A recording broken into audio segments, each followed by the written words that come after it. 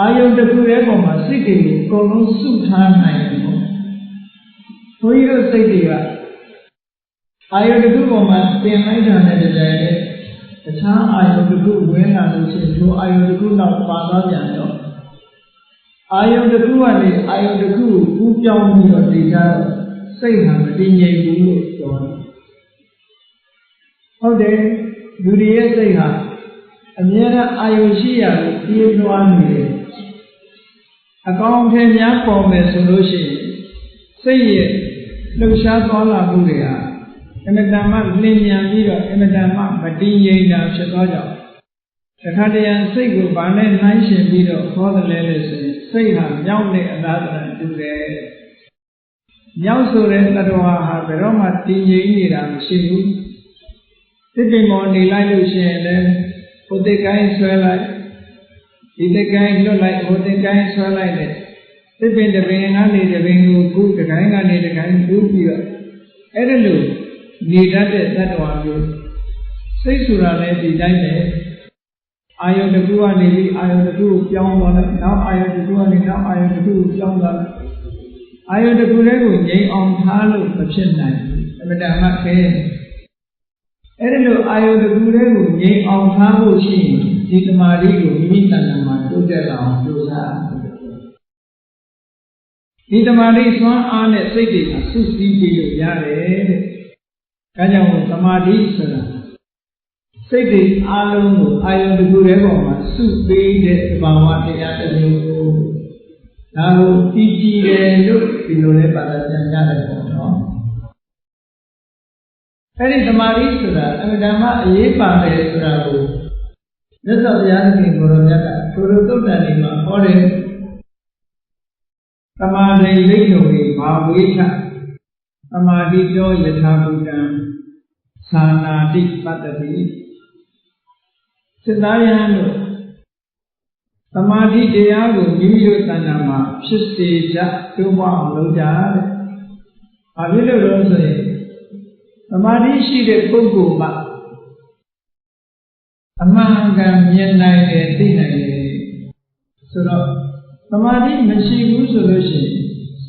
ဘုန်းကြီးတို့စိတ်တွေကအာယုံမှာလွတ်ပြန်နေတဲ့ဆိုရင်သူအာယုံရဲ့သဘာဝကိုသိနိုင်စွမ်းမြင်နိုင်စွမ်းမရှိဘူးလို့ပြောတယ်။သဘာဝအစစ်မှန်ကိုမသိဘူးဆိုတော့အပေါ်ယံလေးပေါ်မှာအတွေ့အာယုံတွေပေါ်မှာခုန်ပြန်နေတဲ့စိတ်အဲ့ဒီခုန်ပြန်နေတဲ့စိတ်ကလေးကိုငြိမ်သွားအောင်သမာဓိတရားဖြင့်စုစည်းထားလိုက်မယ်ဆိုလို့ရှိရင်သဘာဝအစစ်မှန်တွေကိုသိလာနိုင်တယ်။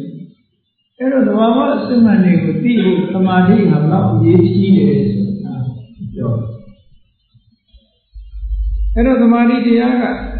ရှင်သက်သဘာဝတရားတွေကိုအာယုန်တစ်ခုတည်းပေါ်မှာစုပေးတယ်။သူစုမပေးဘူးဆိုလို့ရှိရင်စိတ်ဟာအာယုန်ပေါ်မှာလွင့်ကျန်နေတယ်။အာယုန်တစ်ခုကနေအာယုန်တစ်ခုကိုကူးပြီးတော့လွင့်ကျန်နေတယ်။အဲ့ဒီလွင့်ပြန်နေတဲ့စိတ်ကိုထိန်းပေးနိုင်တာသမာဓိပဲပေါ့။ဒါပေမဲ့အဲ့ဒီသမာဓိဟာအလိုလျောက်တော့ဖြစ်လာမှာမဟုတ်ဘူးတဲ့။စနစ်တကျလေ့ကျင့်ယူခြင်းဖြင့်သမာဓိတရားအကောင်းလာနိုင်တယ်ပေါ့။ဒါကြောင့်မို့သမာဓိကိုဘာဝနာတိုးပွားအောင်လုပ်ပေးပါ။လူတွေမှာခန္ဓာကိုယ်ကြက်ခိုင်တန်ဆွမ်းမှုရအတွက်physical exercise လုပ်ရတယ်ကာယလေ့ကျင့်ခန်းတွေယူရတယ်ကာယလေ့ကျင့်ခန်းယူခြင်းဖြင့်စောင့်ဆောင်မှုတွေပြည့်လာထို့တူပဲစိတ်ရဲ့စောင့်ဆောင်မှုတွေဖြစ်လာသမာဓိတရားမိမိတို့စိတ်ထဲမှာမှားချိုင်းလာစနစ်တကျလေ့ကျင့်ပေးရတယ်အဲ့ဒီလေ့ကျင့်ဖို့လေ့ကျင့်နေကိုပဲလေ့ကျင့်တာကိုပဲသမာဓိစွမ်းအားတွေတက်လာအောင်လုပ်တာကိုပဲသမာဓိဘာဝနာလို့ခေါ်တယ်။သမာဓိတရားကိုဖြစ်စေအောင်လုပ်တယ်။သမာဓိတရားကိုပြည့်ပွားလာအောင်လုပ်ပေးတယ်။အဲ့ဒီလိုသမာဓိတရားမိမိတို့တဏ္ဍာမှာဖြစ်ပွားလာပြီးတိုးပွားလာပြီးဆိုလို့ရှိရင်ဘာဖြစ်လဲ။ယထာဘူတံသာနာတိပတ္တိအမှန်ကန်သိလာနိုင်တယ်လို့ဒီလိုပြောတယ်။ဒါကြောင့်မို့သမာဓိဘာဝနာဆိုတာအမှန်ကန်သိဖို့အတွက်အမှန်တမ်းအရေးပါတယ် ဒါကြောင့်မြတ်စွာဘုရားသခင်ကိုရောမြတ်ကသမ္မာသမာဓိရဲ့အခန်းကဏ္ဍသမာဓိတရားရဲ့အခန်းကဏ္ဍမဂ္ဂင်7ပါးထဲမှာလည်းသမ္မာသမာဓိလို့ထည့်သွင်းပြီးတော့ဟောထားအတိညာဉ်ရဲ့အင်္ဂါရံများဖြစ်တဲ့ဘုဇင်9ပါးထဲမှာလည်းပဲသမာဓိသံဘုဇင်ဟောဆိုပြီးတော့ထည့်သွင်းပြီးတော့ဟောထားတယ်သမာဓိဟာဣန္ဒြေထဲမှာလည်းပဲသမာဓိဣန္ဒြေတဲ့ဘူထဲမှာလည်းသမာဓိဘုလို့ဆိုပြီးတော့ဒီသဘာဝတရားမိမိတို့စိတ်ထဲမှာကြံ့ခိုင်နေအောင်တိုးပွားနေအောင်လုပ်ထားဖို့လိုအပ်တယ်ဆိုတာကိုအမှန်တမ်းရှင်နေရှားရှားမြတ်စွာဘုရားဟောကြားထားတာရှိတယ်ပေါ့သမာဓိပါဝင်ဒီကောင်းပြီသမာဓိဘာဝနာမှာဘာတွေအတွက်လိုအပ်တာလဲသမာဓိလေ့ကျင့်တဲ့အခါမှာထိုသမာဓိရဲ့ရရှိလာတဲ့အကျိုးတရားတွေကဘာတွေလဲလို့ဆိုတာမြတ်စွာဘုရားသမာဓိဘာဝနာ၄မျိုးဟောထားတာရှိတယ်သမာဓိဘာဝနာ၄မျိုးမှာနံပါတ်1သမာဓိဘာဝနာကဒိဋ္ဌဓမ္မဒုက္ခဝိဟာရမျက်မှောက်ဘဝမှာချမ်းသာသာနေဖို့ရအတွက်သမာဓိကိုလေ့ကျင့်ပွားများရတယ်မျက်မှောက်ဘဝချမ်းသာရေးအတွက်သမာဓိကိုလေ့ကျင့်ရချမ်းသာစွာနေရတယ်ဆိုတာဘာနဲ့ချမ်းသာစွာနေရတာလို့ဆိုစိတ်ဟာအာယုန်ဒီပေါ်မှာလွင့်ပြန်ပြီးတော့နေလို့ရှိရင်ကောင်းတဲ့အာယုန်နဲ့လည်းတွေ့တယ်မကောင်းတဲ့အာယုန်နဲ့လည်းတွေ့တယ်ကောင်းတဲ့အာယုန်နဲ့တွေ့ရင်လောဘဖြစ်လိုက်တယ်မကောင်းတဲ့အာယုန်နဲ့တွေ့ရင်ဒေါသဖြစ်လိုက်တယ်ကောင်းတဲ့အာယုန်လက်လွတ်ဆုံးရှုံးသွားလို့ရှိရင်ပူပန်ဆင်းရဲမယ်စိတ်ဟာအာယုန်ဒီပေါ်မှာလွင့်ပြန်နေပြီဆိုရင်အလောင်းအန္တရာယ်များတယ်ပေါ့ချမ်းသာဒုက္ခဆိုတာမရနိုင်ဘူးဒါကြောင့်မို့လို့အဲ့လိုအာယုန်ဒီပေါ်မှာလွင့်ပြန်နေတဲ့စိတ်ကိုထိန်းချုပ်ပေးဖို့လိုအပ်တယ်အဲ့လိုထိန်းချုပ်ပေးလိုက်ပြီးစိတ်ကလေးကအာယုန်တစ်ခုတည်းပေါ်မှာငြိမ်ကျသွားပြီဆိုတဲ့အချိန်မှာဒိဋ္ဌဓမ္မဒုက္ခဝိဟာရလက်တွေ့ဘဝမှာချမ်းသာသာနေဖို့ဆိုတဲ့အဆင့်တစ်ခုရရှိသွားနိုင်တယ်အဲ့ဒါကဘယ်အဆင့်တော့ဘယ်လိုလေ့ကျင့်ရမှာတော့ဆိုလို့ရှိရင်ဇံကိုလေ့ကျင့်တဲ့သမထကျင့်စဉ်တစ်ခုကျင့်တာပြောမျက်မှောက်ဘဝချမ်းသာသာနေဖို့ရအတွက်သမထကျင့်စဉ်တစ်ခုကျင့်ရတယ်သမထကျင့်စဉ်တစ်ခုကိုကျင့်ပြီဆိုလို့ရှိရင်ပညာအာယုန်တစ်ခုပေါ်မှာစိတ်ကလေးကိုငြိမ်အောင်လေ့ကျင့်ဆိုပါစို့လွယ်ကူတာလေးတစ်ခုပြောရမယ်ဆိုလို့ရှိရင်ကတိုင်းပေါ်မှာလေ့ကျင့်တဲ့ဤစနစ်တွေရှိတယ်ကတိုင်းကလည်းရေရေလေနီးလို့ဆိုဓာတ်ကြီး၄ပါးလည်းကတိုင်းပဲရေကြီးပေါ်မှာလေ့ကျင့်လို့လည်းရတယ်မြေကိုအဝိုင်းကလေးလုပ်ပြီးတော့အဲ့ဒီမြေဝိုင်းလေးကိုအာယုဆိုင်ပြီးတော့လေ့ကျင့်တာနောက်တစ်ခါရေကိုခွက်ထဲမှာထည့်ထားပြီးတော့ရေချင်းရေအဝိုင်းလေးကိုကြည့်ပြီးတော့လေ့ကျင့်တာမီးကိုလည်းပဲတစ်ဖက်မှာထွန်းထားပြီးတော့တစ်ဖက်ကနေပြီးတော့အဝိုင်းအပေါက်ကလေးဖောက်ပြီးတော့အဲ့ဒီမီးကိုကြည့်ပြီးတော့လေ့ကျင့်လေကိုလေ့ကျင့်တဲ့အခါကျတော့သူကလေတိုက်လို့လှုပ်ရှားနေတဲ့အရာတစ်ခုကိုကြည့်ပြီးတော့လေ့ကျင့်အဲ့တော့လေကိုလေ့ကျင့်ဖို့ဆိုတာကြတော့အခုခေတ်ဆိုရင်နည်းနည်းလေကိုလေ့ကျင့်ရင်လို့ရှိရင်လေကဖန်တီးယူလို့ရတယ်ပေါ့ရှင်းရလို့ဆိုတော့သဘာဝတိုက်နေတဲ့လေကိုပဲကြည့်ပြီးတော့လေ့ကျင့်ရမှာပေါ့ခုခေတ်ကတော့ပံကာတို့ကတော့ဖွင့်ထားပြီးတော့လှုပ်ရှားနေတဲ့နေရာကိုကြည့်ပြီးလေ့ကျင့်လို့ရတယ်ဒါကဓာတ်ကြီး၄ပါးပေါ်မှာလေ့ကျင့်တာကိုဥဒကတိုင်းလို့ခေါ်တယ်ဥဒကတိုင်းလို့ခေါ်တယ်အဲ့ဒီထဲမှာမြေကြီးဆိုလို့ရှိရင်သူကစနစ်တကျမြေကြီးကိုအမှန်ပုဂ္ဂိုလ်တွေအနေနဲ့ကျတော့မြေကြီးကိုကြာကြာနာပြုပြင်ထားရစကောဝိုင်းလောက်သို့မဟုတ်စကောဝိုင်းနဲ့ခတ်သေးသေးလိမ်မန်းဝိုင်းလောက်တနေရာမှာ ပြင်များပေါ်ပဲဖြစ်စေမိမိရဲ့ရှေ့မှာထားလို့အစဉ်ပြေလောက်အောင်ဒီကြီးကိုပုံသဏ္ဍာန်ပြုလုပ်ပြီးတဲ့အခါကျတော့နှခမ်းသက်ကလေးတွေကိုထင်ရှားအောင်ဆိုပြီးတော့တစ်ခုခုနဲ့အယောင်တစ်ခုခုနဲ့ခြယ်ထားပြီးတော့ထားအဲ့လိုထားလိုက်တဲ့မြေဝိုင်းလေးပေါ်မှာစိတ်ကလေးဟာတခြားထွက်မသွားအောင်လေ့ကျင့်ပေးဖို့လိုအပ်တယ်ဒါပထဝီကတိုင်းရှိတယ်လို့ခေါ်ပထဝီကတိုင်းတို့အာဘောကတိုင်းတို့ဒေဇောကတိုင်းတို့ဝါယောကတိုင်းတို့ဆိုတာကတိုင်းလောက်ရတာခက်ကောင်းခက်လိမ့်မယ်ပို့ပြီးတော့ဒီတဲ့လွယ်တာတော့အယောင်ကတိုင်းတွေပေါ်မှာကြည့်လို့ရှိရင်ပို့လွယ်နီလဆိုတာအပြာရောင်သို့မဟုတ်အညိုရောင်ပိဋဆိုတာအဝါရောင်ဩရတဆိုတာအဖြူရောင်လောဟိတဆိုတာအနီရောင်အဲ့ဒီအနီရောင်ပေါ်မှာဒီအယောင်တွေပေါ်မှာလည်းပဲစိတ်ကလေးကိုတည်ငြိမ်အောင်လေ့ကျင့်တဲ့ဒီစနစ်တွေရှိတယ်အဲ့ဒါကိုလေ့ကျင့်မယ်ဆိုလို့ရှိရင်ဆိုပါစို့ဩရတကတိုင်းလေ့ကျင့်မယ်ဆိုလို့ရှိရင်ဖြူဖွေးနေတဲ့စက္ကူပဲဖြစ်စေပိဿာလေးပဲဖြစ်စေလူရဲ့အနေထားလိုက်ပေါ့အတွေးဝါဒနာပါတဲ့ပုဂ္ဂိုလ်ဆိုလို့ရှိရင်ခက်ချင်းချင်းလောက်မောဟကြီးတဲ့ပုဂ္ဂိုလ်ဆိုလို့ရှိရင်အတွေးဝါဒနာပါရင်ခက်ချင်းချင်းခက်သေးသေးတွေးဝေတတ်တဲ့ပုဂ္ဂိုလ်ဆိုလို့ရှိရင်မောဟဇယိုက်ရှိတဲ့ပုဂ္ဂိုလ်ဆိုလို့ရှိရင်ခက်ကြီးကတိုင်းလို့တဲ့အနေထားလေးအဲ့တော့မကြီးလွန်မသေးလွန်စက္ကူဖြစ်စေပိတ်ကူဖြစ်စေဝိုင်းနေအောင်ကြိုက်ပြီးတော့အယောင်မတူတာကိုနောက်ခံထားမိမိရဲ့ရှေ့မှာအတွန့်အလိမ့်တွေမရှိအောင်ပြန့်နေအောင်ရှေ့မှာကြည့်လို့အနေထားကောင်းတဲ့နေရာလေးမှာကိုယ်ရှေ့ကနေထောင်ထားပြီးတည်ငြိမ်တဲ့ဣရိယာပုလေးတစ်ခုနဲ့အဲ့ဒီအဖြူရောင်ကိုစူးစိုက်ပြီးတော့အဖြူလို့ဆိုပြီးတော့စိတ်ကိုတခြားမလွဲအောင်လေ့ကျင့်တာဩရတကတိုင်းရှိတယ်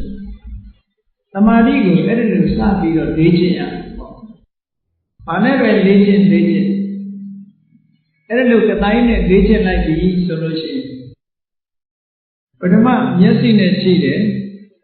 မျက်စိနဲ့ကြည့်ပြီးတဲ့အခါမျက်စိမှိတ်လိုက်တဲ့အခါမှာလည်းပဲဒီအာယုန်ကြီးဟာစိတ်ထဲမှာဆွဲထင်ကြံနေပြီမျက်စိနဲ့မှတ်ပြီးတော့နေတဲ့ဖွင့်ကြည့်ပြီးတော့မှတ်နေတဲ့အာယုန်ကိုပရိကမ္မနမိတ်လို့ခေါ်တယ်အဲ့ဒီပရိကမ္မနမိတ်ဟာစိတ်ထဲမှာဆွဲထင်သွားပြီးမျက်စိမိတ်ထားလည်းပဲဒီအဖြူဝိုင်းလေးဟာကိုယ်စိတ်ထဲမှာပေါ်နေတယ်ဆိုလို့ရှိရင်ဒါဥက္ကနမိတ်လို့ခေါ်အဲ့ဒီလိုဥက္ကနမိတ်ရလာပြီဆိုရင်ဘယ်နေရာမှာသွားထိုင်ဘယ်နေရာမှာပဲကြည့်ဒီကတိုင်းဘက်ကိုကိုယ်ရှိမှချပြီးကြည့်เสียမလို့တော့ဘူးစိတ်ထဲမှာထင်းနေတဲ့ကတိုင်းကိုပဲထပ်ပြီးတော့ကြည့်တဲ့အခါကျတော့အဲ့ဒီအဖြူရောင်ဟာဖိဖိတောင်းပြီးတော့အယောင်ဟာပို့ပြီးတော့လက်လာတယ်ပို့ပြီးတော့ကြီးလာတယ်ဆိုလို့ရှိရင်ဒါပฏิပါကံပိတ်လို့ခေါ်အဲ့ဒီပုံသဏ္ဍာန်လေးတွေပြောင်းလာပြီပฏิပါကံဓမိတ်ရလာပြီဆိုလို့ရှိရင်ဒီလိုလေ့ကျင့်တဲ့ပုဂ္ဂိုလ်ရဲ့စိတ်တခြားကိုရောက်မသွားတော့ဘူးအဲ့ဒီအာယုံလေးပေါ်မှာတည်ငြိမ်ပြီးတော့သွားအဲ့ဒီလိုတည်ငြိမ်သွားတဲ့အဆင့်ကိုဇံမရသေးခင်ရှေ့ပိုင်းအဆင့်ကလေးကို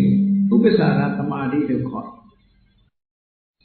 အဲ့ဒီဥပ္ပစာရသမာဓိကနေပြီးတော့တကယ်ကိုအာယုံပေါ်မှာစိတ်ကလေးကလုံးဝတက်ဆင်ထားလိုက်တယ်လို့အာယုံပေါ်မှာကတ်သွားတဲ့သဘောမျိုးအာယုံပေါ်မှာလုံးဝငြိမ်ချသွားတဲ့သဘောမျိုးဖြစ်လာလို့ရှိရင်အပ္ပနာသမာဓိလို့ခေါ်အဲ့ဒါလို့သမာဓိတရားအကျင့်ကြံရုပ်ကိုအားထုတ်လိုက်တဲ့အချိန်မှာပฏิပါကနိမိတ်တဆိုတဲ့ကတိုင်းအာယုံလေးပေါ်မှာစိတ်ကလေးကလုံးဝငြိမ်ပြီးတော့သွားလို့ပထမဇန်အဆင့်ဆိုတာမျိုးရသွားပြီဆိုလို့ရှိရင်အဲ့ဒီပုဂ္ဂိုလ်ရဲ့စိတ်ထဲမှာဘာရှိလို့ဆိုအဖြူရောင်အာယုံလေးပေါ်မှာတွေးနေတဲ့ဖြူရောင်အာယုံပေါ်မှာစိတ်ကိုတင်ပေးနေတဲ့ဝိတက်ကြံစည်နေတဲ့ဝိသရာကျင့်တတ်နေတဲ့ပီတိ စိတ်ထဲမှာပျော်မွေ့ပြီးနှစ်ချိုင်နေတဲ့ဒုက္ခတည်ငြိမ်နေတဲ့ဧကဂတသမာဓိဒီ၅မျိုးပဲရှိတယ်အဲ့ဒီ၅မျိုးနဲ့ဒီအာယုန်လေးပေါ်မှာစိတ်ဟာငြိမ်နေပြီဘယ်ခါချစ်လိုက်အဲ့ဒီအာယုန်လေးပေါ်မှာစိတ်ကလေးကကတ်ပြီးတော့သွားပြီဘယ်မှကိုမလွဲတော့ဘူးဆိုလို့ရှိရင်ဒါပထမဇန်ရတယ်လို့ခေါ်အဲ့ဒီပထမဇန်ရသွားပြီဆိုလို့ရှိရင်အဲ့ဒီသမာဓိဘာဝနာဟာဘာအတွက်လေ့ကျင့်တဲ့သမာဓိဘာဝနာလဲလို့ဆိုရင်ဒိဋ္ဌဓမ္မဒုက္ခဝိဟာရမျက်မှောက်ဘဝမှာချမ်းချမ်းသာသာနေဖို့အဲ့ဒီအာယုံပေါ်မှာစိတ်ကလေးကိုငြိမ့်နေလိုက်လို့ရှိရင်အလုံးကမေ့သွားပြီးတော့ဒီအာယုံလေးပေါ်မှာစိတ်ကလေးကငြိမ့်နေလို့အမတန်မှဌာနဒုက္ခလို့ဆိုအမတန်မှချမ်းသာတယ်ကာမအာယုန်တွေမရှိဘူးအကုသိုလ်စိတ်တွေဝင်မလာဘူးပူပန်မှုတွေမရှိဘူးစိတ်ကလေးကငြိမ်းချမ်းပြီးတော့အဲ့ဒီပုံမှာတည်ငြိမ်ပြီးတော့နေတယ်တဏှာကြီးနေမယ်ဆိုရင်တဏှာကြီးနှစ်နာရီနေမယ်ဆိုရင်နှစ်နာရီဇံဝင်စားပြီးတော့နေတယ်လို့ဒီလိုပြောတာနော်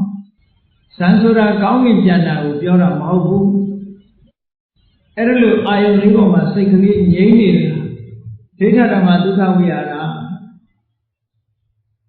တရားရဟန္တာတွေဒါကိုအသုံးပြုလို့ရှိအထူးသဖြင့်ရှင်မောက္ကလမထေရမြတ်ဆိုတာအမြဲတမ်းပဲအသုံးပြုဝိပဿနာနဲ့သမထချင်းစဉ်နှစ်ခုဝိပဿနာရှင်းပြီးတော့ဝိပဿနာအားထုတ်နေတဲ့ပုဂ္ဂိုလ်မှာဘာဖြစ်တတ်တုံးလို့ဆိုလို့ရှိရင်ဝိပဿနာဒုက္ခတအာမနာတဲ့ဝိပဿနာရှိရလို့ရှိရင်ဝိပဿနာဟာဒုက္ခနဲ့နီးတယ်လို့ဒီလိုပြောတယ်သမထောဒုက္ခတအာမနောတဲ့သမထတရားကတော့ချမ်းသာနဲ့နီးတယ်လို့ပြောတယ်ဒါပြင်ဟုတ်ပြီသမထကချမ်းသာနဲ့နီးတယ်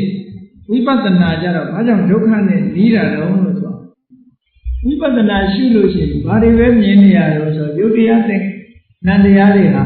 ပေါ်လာလိုက်ကြောက်သွားလိုက်ပေါ်လာလိုက်ကြောက်သွားလိုက်စိတ်ပြည့်စရာညီငွေစရာမမြဲတဲ့သဘောတွေဆင်းရဲတဲ့သဘောတွေကိုမပိုင်တဲ့သဘောတွေဒါတွေပဲရှုပြီးတော့သင်္ခါရအာယုန်တွေဟာကြောက်စရာတွေပါလားလို့ဒီလိုတွေးမြင်လာတဲ့အခါကျတော့အခါတရံစိတ်ဓာတ်ချင်းကျက်သွားတယ်ပူပန်သွားတယ်ကိုမြင်နေရတဲ့အာယုန်တွေကရုပ်နဲ့ပြက်ပြီးတော့သွားတဲ့အခါစိတ်ဟာညီးငွေ့ပြီးတော့ခြောက်ခြားလာတယ်တခါတရံကျတော့ဝိပဿနာရှုရင်းနဲ့ပဲနော်ခန္ဓာကိုယ်မှာလည်းပဲပူလောင်လာတယ်လို့ဖြစ်တတ်တယ်ဒါကြောင့်မို့လို့ဝိပဿနာဒုက္ခတအာသနာလို့တက္ကရာမှာဒီလိုဆို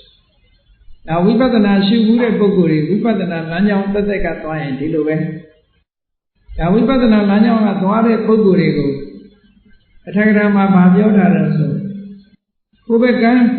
မြစ်ကြီးတစ်ခုမှာဘုဘကံကိုလက်ပစ်ကူးရတယ်လို့ပဲဆိုဘုဘကံကိုလက်ပစ်ကူးရတယ်ဆိုတာအမတန်မှပင်ပန်းတယ်ပေါ့အဲ့ဒါလို့ဝိပဿနာရှုလို့စိတ်တွေဟာပင်ပန်းနွမ်းနယ်လာတယ်ဆိုလို့ရှိရင်အလုံးဝမလဲဆိုခုနသမထသမာဓိနဲ့အပန်းဖြေရ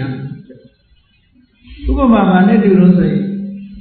လေဘူးထဲမှာခရီးလမ်းလျှောက်တဲ့အခါမှာတော်တော်ဝေးဝေးလျှောက်ပြီးလို့နေရာလည်းပူခရီးရလည်းဝေးဆိုလို့ပင်ပန်းလာတယ်အဲ့ဒါလို့ပင်ပန်းလာတဲ့အခါမှာဘာလုပ်ရတော့ဆိုတပိရိတ်လေးအောက်မှာခိတ္တခဏနားနေပန်းဖြေလိုက်တယ်ဆိုရင်သူဟာပို့ပြီးတော့အပန်းနွမ်းနေပြေးသွားတယ်လို့ပဲဒါကြောင့်မို့သမထဝိပဿနာရှင်းလို့6သွေးစိတ်ဓာတ်တွေဟာ6ကပ်ပြီးတော့သင်္ခါရတရားတွေရဲ့အဖြစ်တွေကိုရှုမြင်နေရလို့စိတ်ထဲမှာညီငွေ့စရာတွေကြီးဖြစ်ပြီးတော့6ကပ်ပြီးတော့ပင်ပန်းလာတယ်ဆိုလို့ရှိရင်သမထလေးနဲ့ပြန်ပြီးတော့ဖြေပြောက်ပြီးတော့အာယူရတယ်လို့ဒါကြောင့်မို့သမထဟာသမထောဒုက္ခတအာသနောသမထတရားသံတရားဒိဋ္ဌဓမ္မဒုက္ခဝိဟာရတခါတရံကျတော့ဒုက္ခခံတိုင်းအတိညာဏ်ကဖြစ်လာမှာမဟုတ်ဘူး အတိညာဖြစ်မလာဘူးဖြစ်မလာတဲ့အခါမှာစွတ်ပြီးတော့လုံးလို့မရဘူးအဲ့ဒါကြတော့ဘာလို့ဆိုအပြောင်းအလဲလေးတွေလုပ်နေရတယ်အပြောင်းအလဲလေးတွေလုပ်နေရတယ်ကမ္ဘာထားလုပ်တယ်ဆိုတာအောင်မြင်အောင်အထုခံမတမခင်းတနာရီနှစ်နာရီထိုင်ပြီးတော့ရှုနေတာဒါမျိုးပြောတာမဟုတ်ဘူးเนาะတကယ်အောင်မြင်အောင်လုပ်ပြီးဆိုလို့ရှိရင်သူကဒလက်ဆက်လုပ်ကြလုပ်တဲ့အခါမှာအခက်အခဲတွေတွေ့ပြီးဆိုရင်သမထဝိပဿနာကိုခဏရပ်ထားပြီးတော့သမထဇာဝင်စားလိုက်မယ်သမာဓိကျင့်စဉ်လေးကိုကျင့်လိုက်မယ်ဆိုရင်စိတ်လေးဟာလန်းဆန်းပြီးတော့အင်အားပြည့်တော့အဲ့ဒီချိန်မှာထပ်ပြီးတော့ဝိပဿနာထပ်ရှုအဲ့တော့သမထဘာနဲ့တူလို့ဆိုရင်အပန်းဖြေတဲ့ခရီးလမ်းကြီးမှာပင်မနဲ့ခရီးလမ်းကြီးမှာအပန်းဖြေเสียသစ်ပင်ရိပ်ကြီးနဲ့အနာသနာတူတယ်လို့ပြော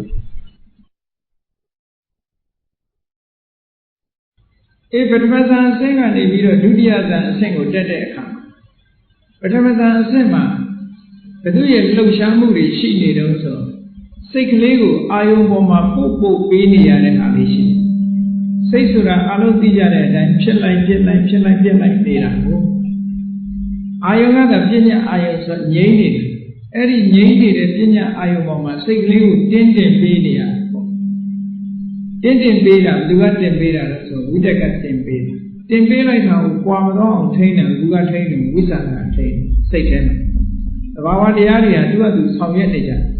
အဲ့ဒါလို့တင်းပေးပြီးတော့ထိန်းနေရတဲ့အနေအထားတစ်ခုဟာသမာဓိစွမ်းအားနည်းနေတယ်လို့ဖြစ်တာအဲ့ဒီလိုတင်ပေးနေရတဲ့အနေအထားထိန်းပေးနေရတဲ့အနေအထားကိုမလိုချင်ဘူး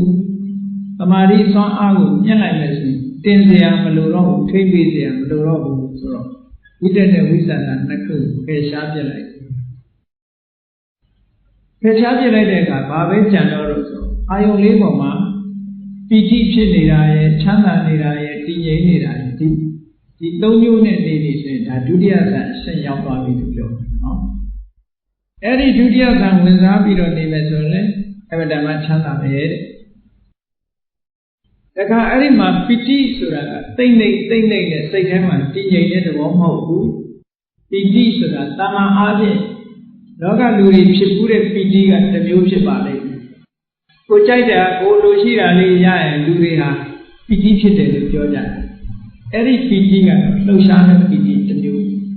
ကာမအာယုန်နဲ့ပတ်သက်တဲ့ပီတိဇန်အာယုန်နဲ့ပတ်သက်တဲ့ပီတိကြအဲ့ဒီတည်းပို့ပြီးတော့အစွမ်းထက်ပြီးတော့အဲ့ဒီတည်းပို့ပြီးတော့သူကအင်အားကောင်းနေတယ်အဲ့ဒီပီတိဟာသမာဓိရဲ့အနှောင့်အယှက်လို့စိတ်ထဲမှာထင်လာလို့ပီတိကိုမလိုချင်တော့ဘူးသမာဓိစွမ်းအားကိုထပ်မြင့်လိုက်တဲ့အခါကျတော့ဒုက္ခရဲ့ဧကဂတရဲ့ဒီနှမျိုးတွေနဲ့ယက်တည်နိုင်သွားတယ်ပေါ့ဒီအာယုံလေးပေါ့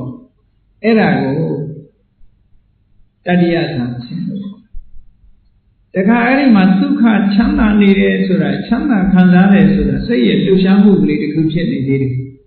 အဲ့ဒီချမ်းသာခံစားမှုဝေဒနာလေးကိုဖယ်ရှားပြလိုက်တဲ့အခါကျတော့ခံစားမှုမထင်ရှားတဲ့ဥပိ္ပခာဝေဒနာတည်ငြိမ်တဲ့ခံစားမှုလေးပေါ်လာတယ်အဲ့ဒီတည်ငြိမ်မှုခံစားတဲ့ဥပိ္ပခာဝေဒနာရဲ့တမာတိရဲ့ဒီတစ်ခုနဲ့ယက်တည်နိုင်သွားပြီဆိုရင်ဒါစတုထ္ထဇာဖြစ်တယ်ပေါ့အဲ့ဒီချိန်မှာတမာတိစွမ်းအားအလွန်ကောင်းပြီကပိုင်းယုတ်ဒီပေါ်မှာတမာတိကိုလေ့ကျင့်လိုက်မယ်ဆိုရင်ဒီအဆင့်တွေရသွားနိုင်တယ်လို့ဆိုအဲ့ဒါဟာဒီတမာတိဘာဝနာဟာဘာအတွက်လဲဆိုရင်ဒိဋ္ဌဓမ္မဒုက္ခဝိဟာရမျက်မှောက်ဘဝချမ်းချမ်းသာသာနေရခြင်းအကြောင်းဖြစ်တဲ့ချစ်စဉ်တစ်မျိုးပဲရသော်ဘုရားရှင်ကိုရမြအချိန်ချင်းကြားလို့ကြနိုင်မယ်ဆံဝင်စားတယ်ယဟန္တာတွေဆံဝင်စားတယ်ရှိလေဒီဝတ္တပိဆိုတဲ့ဂါထာထဲမှာจิตတိရှိတယ်ဆိုတဲ့နေရာယဟန္တာတွေဟာဇံဝင်စားနေမှจิตတိရှိတယ်တာမန်နေမယ်ဆိုလို့ရှိရင်လေယဟန္တာတွေဟာစိတ်ရှုပ်เสียတွေရှိတာပဲသူတို့စိတ်ကမရှုပ်တာလေစိတ်ရှုပ်เสียအာယုတွေကတော့သူတို့လည်းမြင်နေရတာ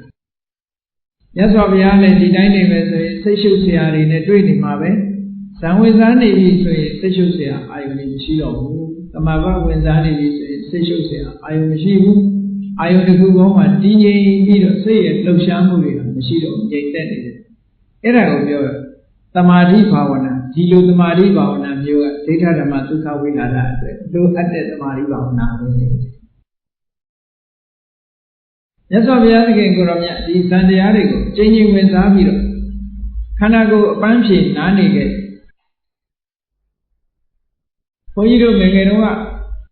Chavure, Shandari Bodra, Matinia, listen and listen the change of fools. Velunyani Vale. My 8 penny, Kumadi, Shandari Bodra, listen, listen, my 8 fools, warm about whom. Shandai Mamala, Senda. Oh, 800 Pubio, singing them Bina, Hori Sandaya, Tamabat, Platamabatu, Sanatamabatu, Wenzani solution. Say later, Elu Seka. No, a medivari mebio, a metema, Loka Yotari, she did it, Ilaya, Lolaya, no, like Mayaru or Meme solution. Luria Chowland, Tridi, Diana, did it 80 women. All these Sandaya, Grenu. Tamabati when Zabiro name say later, Jay Biro. Kanago the Kulone, Pididi, Bambo Biro, Tamari Swan Ari, Pitari, Vejam. Yona Yara, Kaita, Kera, Vama, Michigan. No one yet that so 800 Obiro to a Panchi. Kajamoro. This is a lady by 8 boots of Chenana. Eddie Ponzamune.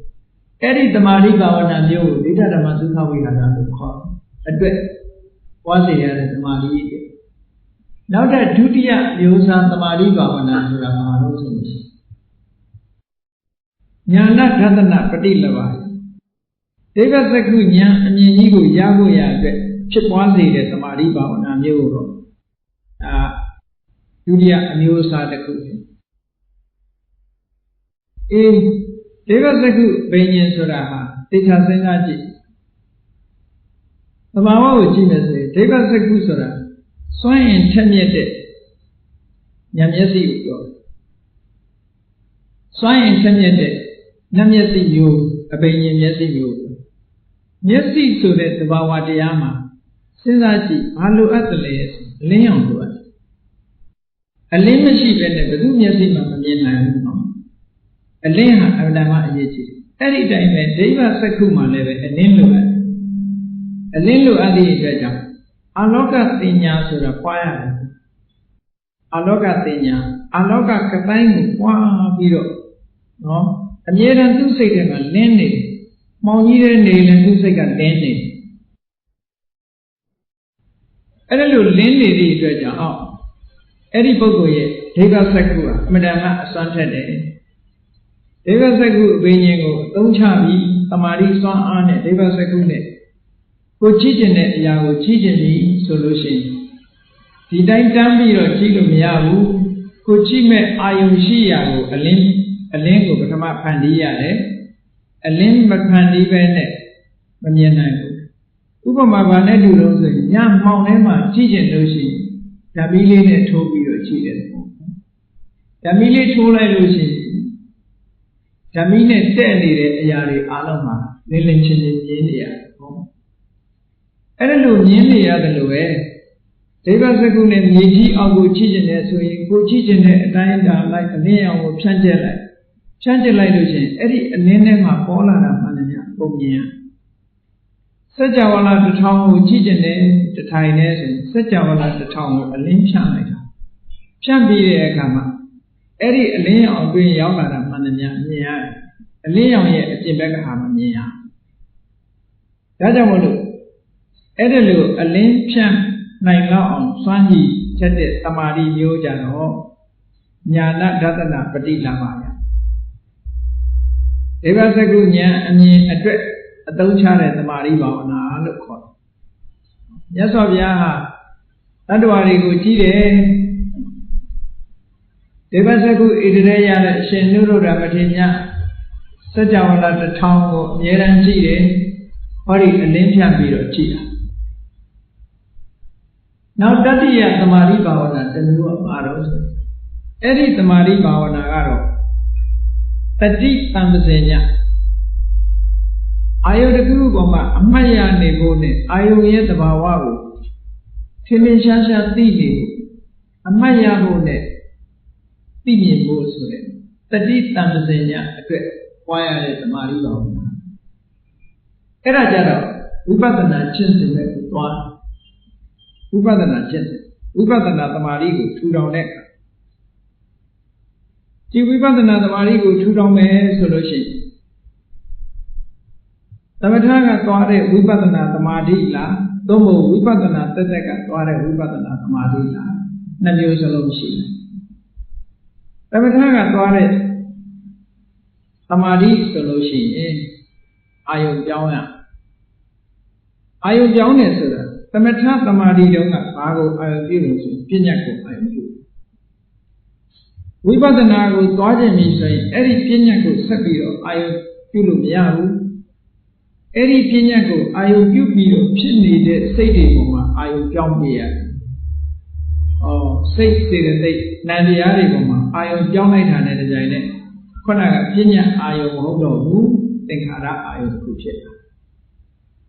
အာယုံပြောင်းတဲ့နည်းစနစ်အဲ့ဒါလို့အာယုံပြောင်းလိုက်တဲ့အခါမှာသမထသမာဓိရဲ့စွမ်းရည်တတ္တိတွေကအင်မတန်မှကောင်းသို့မဟုတ်ဝိပဿနာကျင့်တဲ့ဝိပဿနာရဲ့သမာဓိရဲ့စွမ်းရည်တတ္တိတွေကကောင်းတဲ့အာယုံပြောင်းပြီးတော့ကြီးလိုက်တာနဲ့တကြိုင်နဲ့မိမိရဲ့ဖြစ်ပေါ်လာတဲ့စိတ်တွေရဲ့အနေအထားကိုအာယုံပြောင်းပြီးတော့ကြီးလိုက်တာနဲ့တကြိုင်နဲ့ဘာတွေသိရတော့လို့ဆိုကိုယ်စိတ်ထဲမှာရှိတဲ့ခံစားချက်တွေဖြစ်လာတာထင်ရှားတွေ့ရတယ်ဆိုပါစို့ဝမ်းသာတာဖြစ်လာလို့ရှိရင်ဝမ်းသာမှုထင်ရှားတွေ့ဘုန်းကြီးတို့တွေကဝမ်းသာပြီးမှသိရင်သိလိမ့်မယ်ဝမ်းသာနေတော့သိချင်မှသိတာနော်မသိနိုင်ဘူးဝမ်းသာနေတယ်ဝမ်းသာပြီးရင်တော့ငါဝမ်းသာတယ်ဆိုပြောလို့ရတယ်ဝမ်းနေနေတဲ့အချိန်မှာလည်းဝမ်းနေတယ်လို့မသိဘူးပြီးတော့မှဝမ်းနေတယ်လို့သိတာခံစားချက်ဝေဒနာတွေကိုချက်ချင်းသိတာမဟုတ်ဘူးနောက်မှပြန်တွေးနေပြန်တွေးကြခုလိုတတိတံပစင်ညာထက်တန်လာပြီဆိုလိုက်တာနဲ့ဒီတိုင်းနဲ့တတိဆွမ်းအားဆင်ញင်မှုဆွမ်းအားတွေကြောင့်မို့လို့ဒီသမာဓိရဲ့ဆွမ်းအားတွေအသုံးပြုလိုက်တဲ့အတွက်ကြောင့်ခံစားမှုပေါ်လာတဲ့အချိန်ချက်ချင်းသိပေါ်လာပြီးတဲ့နောက်ခံစားမှုအခိုက်အတန့်တည်တန်းသွားတဲ့အချိန်သိအဲ့ဒီခံစားမှုဝေဒနာလေးချုပ်သွားလို့ရှိရင်ချုပ်သွားမှသိလိုက်ဆိုလိုတာကဖြစ်လာတာကိုလည်းသိလိုက်တယ်တည်ရှိနေတာကိုလည်းသိလိုက်တယ်ပျက်စီးသွားတာကိုလည်းသိလိုက်တယ်ဒီသုံးမျိုးသိဖို့ဆိုတာအမှန်တမ်းခရဲနေပေါ့အဲ့ဒါဟာတတိတံပစင်ညာလေ့ကျင့်ထားပြီဆိုရင်မိမိစိတ်ထဲမှာဖြစ်တဲ့ခံစားမှုသုံးမျိုးအနေနဲ့ခွဲခြားသိနောက်တစ်ခုသိနိုင်တာကဒါကနမူနာတွေပဲပြောတယ်အမှတ်တင်ညာစိတ်ထဲမှာအမှတ်တင်ညာဆိုတာပေါ်လာတဲ့အာယုတစ်ခုခုပေါ်မှာမြင်လိုက်တာနဲ့တပြိုင်နက်မှတ်လိုက်သိလိုက်တယ်မှတ်လိုက်တယ်အဲ့ဒီမှတ်လိုက်တဲ့တင်ညာရဲ့ဖြစ်ပေါ်လာမှုကိုလည်းပဲချက်ချင်းသိတယ်တင်ညာရဲ့စိတ်ထဲမှာတည်ရှိလာမှုကိုလည်းသိတယ်ထိုတင်ညာပျောက်ကွယ်သွားတာလည်းသိလိုက်တယ်အလားတူပဲလူတွေမှာအတွေးနဲ့သွားနေကြအတွေးဆိုတာစိတ်ရဲ့အတွေးတွေကအများအားရှိတယ်အဲ့ဒီအတွေးကိုဝိတက်လို့ခေါ်တယ်စိတ်ကူးမှုကြံစည်မှုအတွေးတော်မှုလူတိုင်းဟာတွေးနေကြတာပေါ့သို့သောတွေးနေပြီမဲ့လို့တွေးနေတယ်ဆိုတဲ့သဘောကိုမသိဘူးသူတွေးတဲ့အကြောင်းအရာလားသူသိတယ်နိအဲ့တော့နန္တရားပေါ်မှာတတိနဲ့တံပစင်ညာနဲ့သမာဓိဆွမ်းအားကိုအသုံးပြုပြီးတော့နေတဲ့ပုဂ္ဂိုလ်ဟာစိတ်ထဲမှာအတွေးပေါ်လာတာနဲ့တပြိုင်နက်ပေါ်လာတယ်ဆိုတာသိလိုက်တယ်အတွေးလေးတည်ရှိနေတာကိုလည်းသိလိုက်တယ်အဲ့ဒီအတွေးချုပ်သွားတာကိုလည်းတွေးလိုက်တယ်အဲ့ဒီလိုသဘာဝတရားတွေဖြစ်လာတာကိုလည်းတွေးတယ်တည်ရှိတာကိုလည်းတွေးတယ်ချုပ်ငြိမ်းသွားတာကိုလည်းတွေးတယ်ဆိုတဲ့သမာဓိလေ့ကျင့်မှုမျိုးကြတော့အဲ့ဒါတတိတံပစင်ညာအတွက်လေ့ကျင့်တဲ့သမာဓိဘာဝနာတတိယအမျိုးအစားအနေနဲ့မြတ်စွာဘုရားအဲ့ဒါကဝိပဿနာနဲ့ပို့ပြီးသက်ဆိုင်ဟောနောက်ဆုံးစတုထသမာဓိဘာဝနာဆိုတာဘာကိုပြောတာလဲစတုထသမာဓိဘာဝနာကအာသောတရားတွေကုန်မှုအတွက်လေ့ကျင့်တဲ့သမာဓိဘာဝနာ အာသဝတရားတွေကုန်မှုအတွက်အာသဝတရားတွေကုန်နေဆိုအာသဝဆိုတာခေါင်းစဉ်တက်ပြီးတော့ပြောလိုက်တာကိလေသာတွေအလုံးကုန်မှုအတွက်သိကျင့်တဲ့သမာဓိပါဒါဝိပဿနာသမာဓိပါဘယ်လိုလေ့ကျင့်ရမလို့ဆိုလို့ရှိရင်ဘုန်းကြီးတို့တွေမှာဘာရှိတယ်လဲလို့ရှိရင်ခန္ဓာ၅ပါးရှိတယ်အဲ့ဒီခန္ဓာ၅ပါးလို့ပြောတဲ့ထဲမှာဆွဲလန်းတဲ့ခန္ဓာ၅ပါးဥပါဒဏ်နဲ့ခန္ဓာ၅ပါးတဏှာအမြင်နဲ့တွေးထားတဲ့ခန္ဓာနော်တဏှာအမြင်နဲ့ဆွဲလန်းတဲ့ဒိဋ္ဌိအမြင်နဲ့ဆွဲလန်းတဲ့တဏှာဒိဋ္ဌိတို့နဲ့ဆွဲလန်းထားတဲ့ခန္ဓာ၅ပါးအဲ့ဒါကိုဥပါဒဏ်နဲ့ခန္ဓာလို့ခေါ်တယ်ဥပါဒณะခန္ဓာ၅ပါးကိုယ်တဏ္ဍာမှာရုပ်ရှိတယ်ဝေဒနာရှိတယ်သင်ညာရှိတယ်သင်္ခါရရှိတယ်ဝိညာဉ်ရှိတယ်ခန္ဓာ၅ပါးအဲ့တော့ခန္ဓာ၅ပါးကခန္ဓာ၅ပါးကိုဒီလိုရေတွက်ပြီးတော့ပြောကြတော့လေလက်တွေ့မှာကြတော့ရုပ်ဆိုတာကိုအကုန်လုံးသိနေတာမဟုတ်ဘူးကိုသိတဲ့ရုပ်တစ်ခုဒီထဲမှာအပါဝင်မဲ့ရုပ်ကိုကြည့်တယ်အဲ့တော့အာသောကုံမှုရအတွက်ကြတော့ကြည့်ဘာကိုဘယ်ပေါ်မှာဒီတမာရိဘာဝနာဘယ်ပေါ်မှာခြေဆိုင်တယ်လဲလို့ဆိုရင်ဥပါဒณะခန္ဓာ၅ပါးပေါ်မှာခြေဆိုင်တယ်အဲ့ဒီဥပါဒณะခန္ဓာ၅ပါးရဲ့ဖြစ်မှုပြက်မှုမှန်မှန်ထထရှုမြင်သုံးသပ်နိုင်တဲ့တမာရိဘာဝနာမျိုးဒါဝိပဿနာကျင့်စဉ်ကိုကျင့်တယ်နော်ဝိပဿနာရဲ့အာယုဟာခန္ဓာ၅ပါးပဲတနည်းအားဖြင့်ပြောရင်ယုတ်နဲ့နံနှမျိုးပဲခန္ဓာ၅ပါးဆိုလို့ရှိရင်ဒီနေရာမှာဥပါဒณะခန္ဓာ၅ပါးအဲ့ဒီဥပါဒณะခန္ဓာ၅ပါးကိုအချင်းချင်းပြောလို့ရှိရင်ယုတ်နဲ့နံနှမျိုးအဲ့ဒီယုတ်နဲ့နံနှမျိုးလည်းပဲလေအဘိဓမ္မာကသင်ထားတဲ့ယုတ်28ပါးတို့နော်စေတသိက်52တို့စိတ်89တို့ဒါတွေအကုန်လုံးကိုရှုခိုင်းတယ်ရှုရမှာမဟုတ်ဘူးသင်နာတော့အကုန်လုံးသင်ထားတာပေါ့အဲ့ဒီယုံ28ပါးတဲ့ကဖြစ်မှုပြမှုနဲ့ပတ်သက်ပြီးတော့ရှုမြင်သုံးသပ်လို့ရတဲ့ယုတ်က18မျိုးပဲရှိတယ်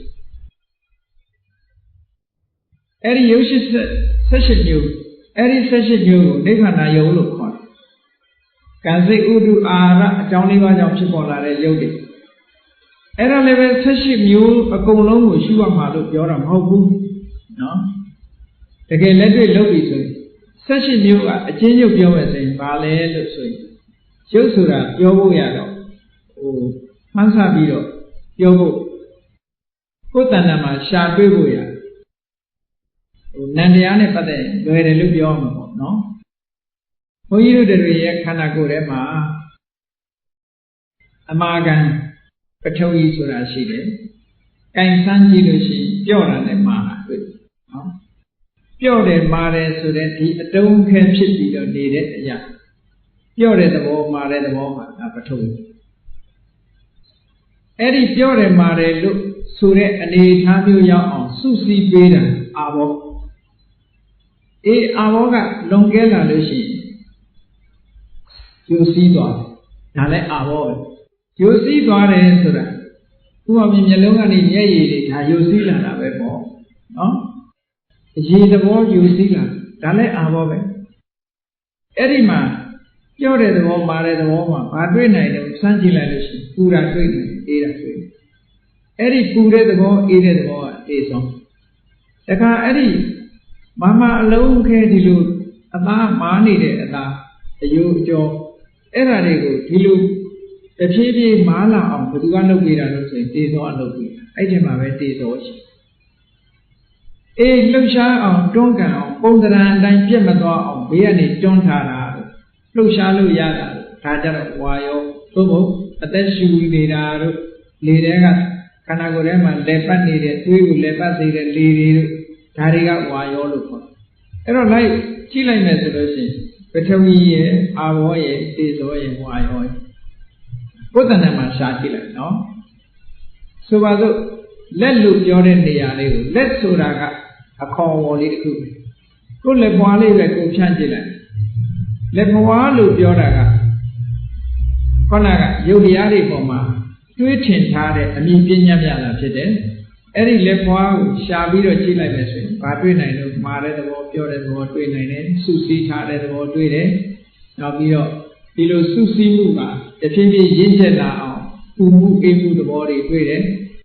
ဒီပုံသဏ္ဍာန်လေးမပြတ်အောင်တွန်းကန်ထားတဲ့သဘောတွေ့တယ်ဓာတ်ကြီးလေးပါတွေ့တယ်အဲ့ဒီဓာတ်ကြီးလေးပါပေါ်မှာတစ်ခါမျက်စိနဲ့မြင်လို့ရတာကအဆင်းနော်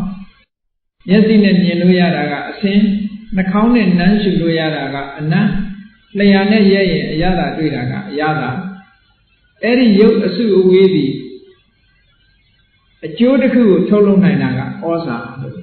ပေါင်းလိုက်တဲ့အခါကျတော့၈ခုခန္ဓာကိုယ်ထဲမှာဒီလိုရုပ်၈ခုဖြစ်လာအဲ့ဒီလို၈ခုကမပြည့်စည်အောင်ထိန်းသိမ်းဆောင်ရှောက်နေတာကဇီဝိတ္တိတွေဆိုတော့9ခုဖြစ်သွားအဲ့ဒီမှာ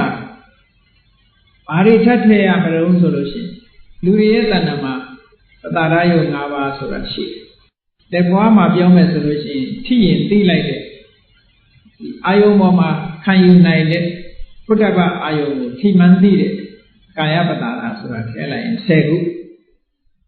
နောက်အမြင်မျက်စိသက္ကုပတာရအကြားကသောတာပတာရအနံ့ကခန္ဓာပတာရလျှာမှာရှိတဲ့ဇီဝပတာရအဲ့ဒီ၅ခုနဲ့ထည့်လိုက်လို့ရှိရင်14ခုဖြစ်သွားဒါတွေကကမ္မထမ်းရှုလို့ရတဲ့ရုပ်တည်ကြီးပဲ14ခုအဲ့ဒီထက်မဲ့အမျိုးသားတွေအတွက်သီးသန့်ယုတ်တယုတ်အမျိုးသမီးတွေအတွက်သီးသန့်ယုတ်တယုတ်အဋ္ဌိဘာဝယုတ်ပုံဘာဝယုတ်ဘာဖြစ်လို့အဋ္ဌိဘာဝယုတ်ကဘယ်နှမှာရှိတာတော့ပုံဘာဝယုတ်ကဘယ်နှမှာရှိတာတော့ဆိုဒီကုလုံးမှာရှိဒါကြောင့်မို့လို့သွားရလာတာပုံပန်းတဏ္ဍာချင်းမတူဘူးပြောရဆိုတာချင်းမတူဘူးစိတ်နေစိတ်ထားချင်းမတူဘူးဆိုတာဒီယုတ်အနေထားပေါ်မှာမူတည်ပြီးတော့ပြောရတာနော်အတန်မတူဘူးဆိုတာအဲ့ဒီအဋ္ဌိဘာဝယုတ်ပုံဘာဝယုတ်ထည့်လိုက်လို့ရှိရင်15 16ဖြစ်သွားနော်ဒီထဲမှာဟရယဆိုတဲ့စိတ်ရဲ့ဉာဏ်ဝတ္ထုယုတ်တွေတခုထည့်လိုက်18ခုနော်16ခုဒီထဲမှာအာဟာရဆိုတဲ့ယုတ်ကပါသွားပြီအဲ့ဒီထဲမှာ18ခုအဲ့ဒီမှာထပ်ပြီးတော့ဗာထည့်ရမှာတော့ဆိုတတ္တဆိုတဲ့ယုတ်တစ်ခုထည့်လိုက်တယ်ဆိုလို့ရှိရင်18ခုဖြစ်သွားအတန်အလုံးပေါင်းလိုက်တဲ့အခါမှာကမ္မထမ်းရှုတဲ့အခါမှာဟောဒီ18ခုကိုရှုပါ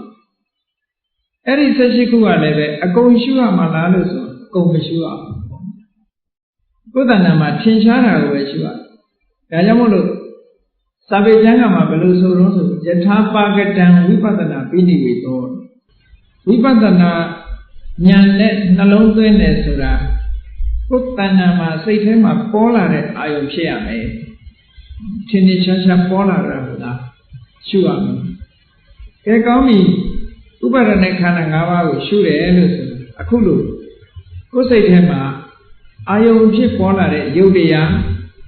အာယုံဖြစ်ပေါ်လာတဲ့စိတ်ရဲ့ခံစားချက်အာယုံဖြစ်ပေါ်လာတဲ့စိတ်ရဲ့မှတ်သားချက်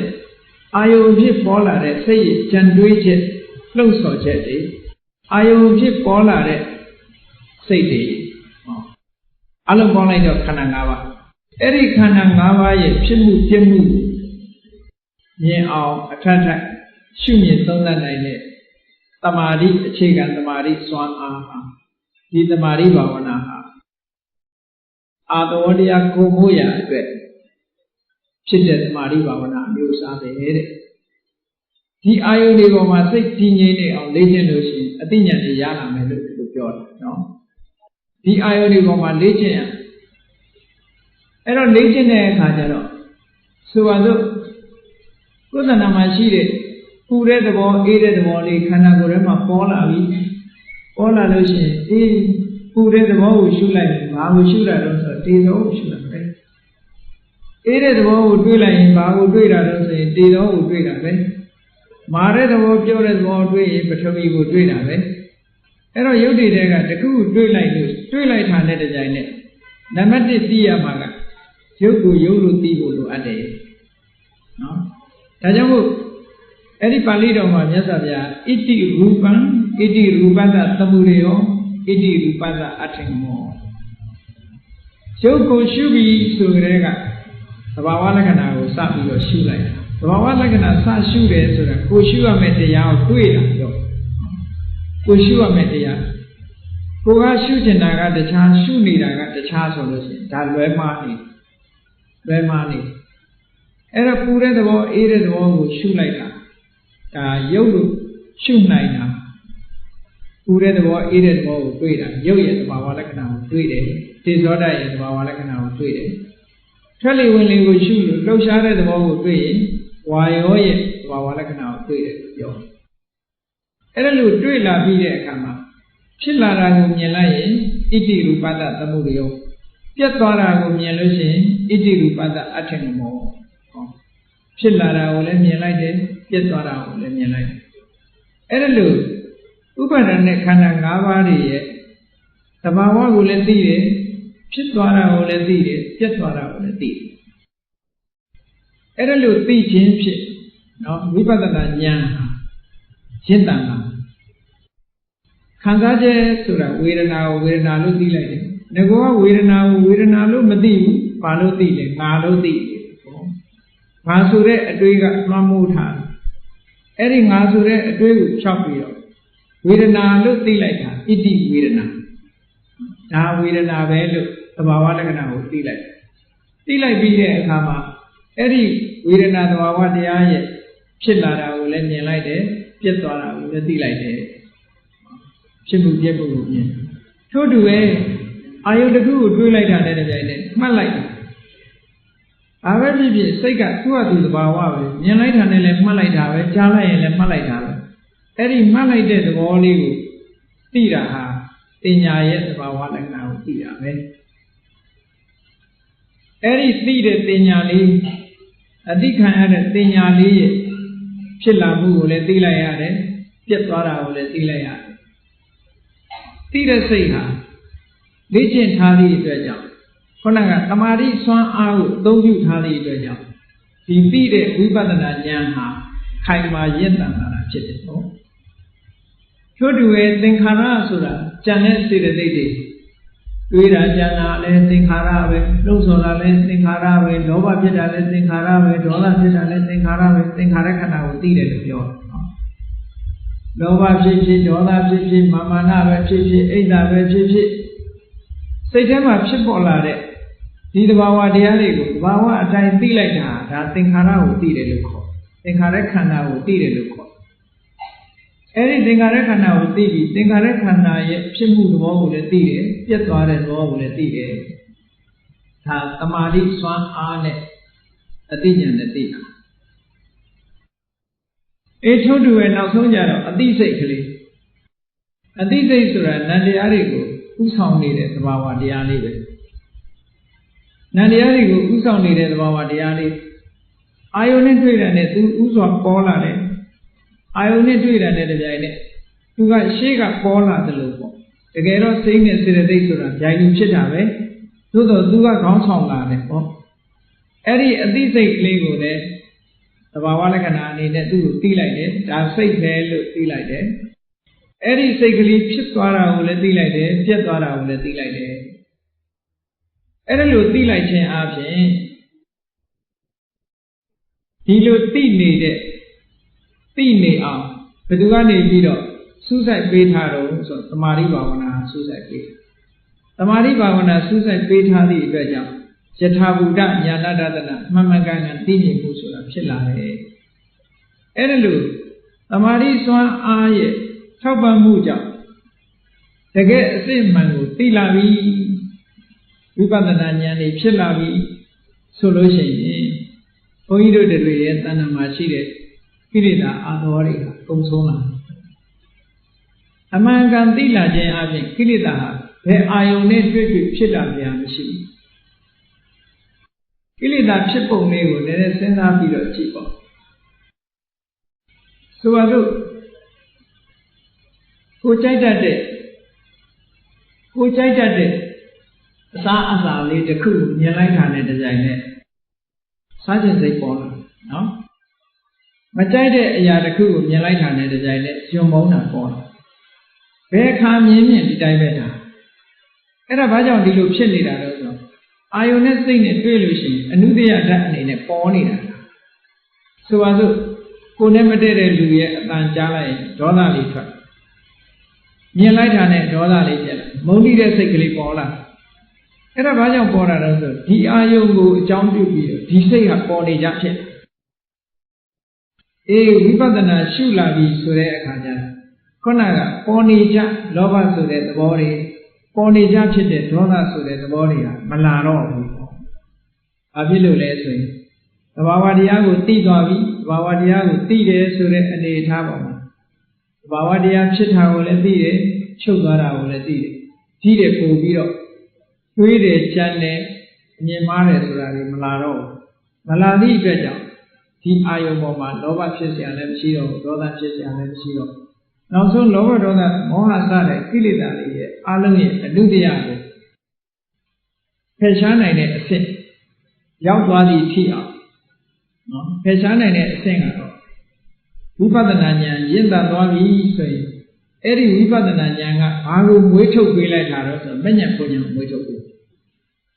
မဉ္ဇဉ်ဘုံဉာဏ်ဆိုတာဘယ်သူကနေပြီးတော့တည်ဆောင်ပေးတာတော့ဆိုဝိပဿနာကပဲတည်ဆောင်ပေးနိုင်တယ်ဒီပြင်ဘယ်ဟာကမှတည်ဆောင်မပေးနိုင်ဘူးဝိပဿနာဉာဏ်ကိုကျင့်ကြံကြုတ်ကိုအထုတ်ခြင်းဖြင့်ဝိပဿနာဉာဏ်နဲ့ရင့်လာပြီဆိုလိုက်တာတဲ့ကြိုင်နဲ့နောက်ဆုံးမှာဝိပဿနာဉာဏ်ဆိုတာသင်္ခါရတွေကြီးပဲမြင်နေတာသင်္ခါရတွေရဲ့ဖြစ်မှုပြမှုတွေနဲ့ပဲသွားနေတယ်အေးသင်္ခါရတွေရဲ့ဖြစ်မှုပြမှုတွေနဲ့အမြဲတမ်းအနှိမ့်ဆက်ခံနေရတဲ့သင်္ခါရတရားတွေဘယ်တော့မဖြစ်တော့ဘူးဆိုတဲ့အဆုံးကိုမြင်လိုက်ရင်ဒါနိဗ္ဗာန်ကိုမြင်တာပဲသင်္ခါရတရားတွေမဖြစ်တဲ့အဆင့်ကနိဗ္ဗာန်ပဲအဲ့ဒီနိဗ္ဗာန်ကိုမြင်လိုက်တာနဲ့တကြိုင်နဲ့သင်္ခါရတရားတွေပေါ်မှာအမြင်ပြုပြီးတော့ဖြစ်နေတဲ့လောဘတွေဒေါသတွေမောဟတွေဆိုတာလေအကျွေးမဲ့ချုပ်သွားတယ်အဲ့ဒါကြောင့်မို့လို့ဝိပဿနာဉာဏ်ရင့်တတ်သွားလို့ရှိရင်မစိတ်ဆိုတာပေါ်လာမယ်ပုစိတ်ဆိုတာပေါ်လာပထမအဆင့်အနေနဲ့သောတာပတိမစိတ်သောတာပတိပုစိတ်ပေါ်ဒုတိယဝိပဿနာဉာဏ်အဆင့်အနေနဲ့သဂရဂမိမေသဂရဂမိပုတတိယတိုးမြင့်ပြီးတော့ကျင့်တဲ့ဝိပဿနာရဲ့အဆင့်နဲ့အနာဂါမိမေနဲ့အနာဂါမိပုစတုထအဆင့်မြင့်ဝိပဿနာကျင့်ကြံကြုတ်ကိုအထုတ်ခြင်းဖြင့်ရတ္တမေရတ္တပုဆိုတာဒီပေါ်လာနေတယ်အဲ့ဒါလို့ပေါ်လာလိုက်တာနဲ့တကြိုင်နဲ့မိမိတို့ရဲ့တဏ္ဍာမှာဘဝကပါလာတဲ့ဘယ်လိုမှရှောင်လွှဲလို့မရတဲ့အနုတ္တယဓာတ်အနေနဲ့ကိန်းနေတဲ့ကိလေသာတွေအားလုံးချုပ်ငြိမ်းပြီးတော့သွားတယ်အဲ့ဒါလို့ချုပ်ငြိမ်းစေချောင်းလေ့ကျင့်ပြီးတော့ပွားများအထုတ်လာတဲ့သမာဓိဘာဝနာကိုဒါအာသဝခယအတွက်လေ့ကျင့်တဲ့သမာဓိဘာဝနာစတုထအမျိုးအစားအဖြစ်မြတ်စွာဘုရားဟောကြားတော်မူခဲ့ပါတယ်ဒါကြောင့်မို့သမာဓိဘာဝနာဆိုတာသမာဓိဘာဝနာဆိုတာဥတည်ချက်နဲ့ရလတ်အကျိုးတွေမတူညီကြဘူးတချို့သမာဓိဘာဝနာကဒိဋ္ဌဓမ္မသုခဝိဟာရအတွက်ဖြစ်တယ်တချို့သမာဓိဘာဝနာကဒေဝစကုအဘိညာဉ်အတွက်ဖြစ်တယ်တချို့သမာဓိဘာဝနာကတတိတံပဇင်ညအတွက်ဖြစ်တယ်တချို့သမာဓိဘာဝနာကကိလေသာအာသောတွေကုံဆုံးပြီးတော့နော်ဘက်ဖို့နိဗ္ဗာန်ရဖို့ရာအတွက်ဖြစ်တယ်လို့အဲ့ဒါလို့သမာဓိဘာဝနာသုတ်တံမှာမြတ်စွာဘုရားသခင်ကိုရောမြတ်ကသမာဓိဘာဝနာတရား၄မျိုးခွဲခြားဟောကြားထားပါတယ်ဒါကြောင့်လို့ဘုန်းကြီးတို့တွေမိမိတို့လိုလားအပ်တဲ့ဒီကိလေသာအာသောတွေရဲ့အလုံးချုပ်ငြိမ်းရာဖြစ်တဲ့အဆင့်အမြင့်ဆုံးဖြစ်တဲ့စတုထသမာဓိဘာဝနာမျိုးရအောင်တို့တွေခန္ဓာ၅ပါးရုပ်နဲ့တရားတွေပေါ်မှာဒီသမာဓိစွမ်းအားတွေကိုလေ့ကျင့်ယူပြီးတော့ဝိပဿနာဉာဏ်ကိုဖြစ်စေပြီးပြီးဉာဏ်ပုံဉာဏ်ရရှိပြီးတဲ့အခါမှာနိဗ္ဗာန်ဆိုတဲ့အငြိမ့်ဓာတ်ကိုမျက်မှောက်ပြုကြရမှာဖြစ်တယ်လို့ကိုယ်စီကိုယ်ကသဘောကျပြီးကျင့်ကြံကြိုးကိုအားထုတ်နိုင်ကြပါစေကုန်သတည်း